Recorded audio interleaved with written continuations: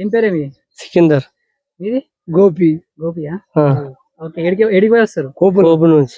కోపరా. ఎంత దూరం నడుచుకుంటూ పోతారు? నేను చూస్తా చాలా మంది సంచులు పెట్టుకొని అదో అడవికి నడుచుకుంటూ వస్తారంట. ఈ టైం లో కూడా అట్లా నడుచుకుంటూ వస్తారు, అంత కష్టపడుతారు ఎందుకు? ఎంత వస్తాయి మీకు అట్లా? పైసలు 200 రూపాయలు 150 రూపాయలు పడుతుంది.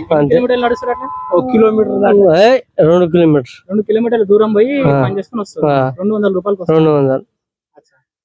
మరి ఇప్పుడు మన సీఎం ఎవరో తెలుసా మీకు? రవీందర్ రెడ్డి. ఓకే. అయితే ఇప్పుడు అందుతున్నాయి మళ్ళీ పథకాలను. పథకాలు పైసలు లేవు, ప్రభుత్వం నన్ను కోసిన రూపాయి రాదంటారు. విన్నారా మీరు? మొన్న అన్నారు కదా. మరి ఇప్పుడు దాని ప్రభుత్వం నడపడానికి కోసం ఏమంటుండే ఆయన?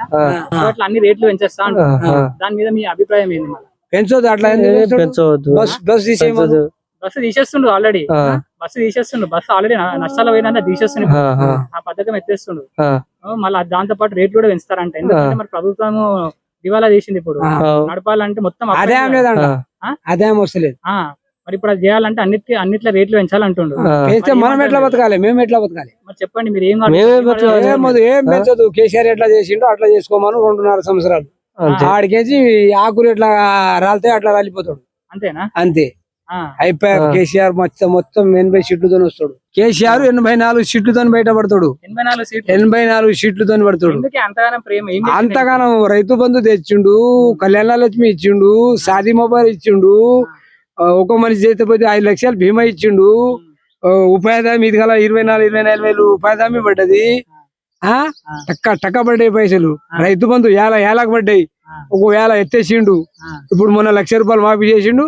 గాడికి అయినాయి. మొన్న 15,000 చెప్పిండు, 6,000 వేసిండు. అంతే. పథకం అంతా జీరో. 6,000 జీరో పెట్టేసి ఇప్పుడు 4 ఎకరాలకు రైతు బంధే పడలేదు.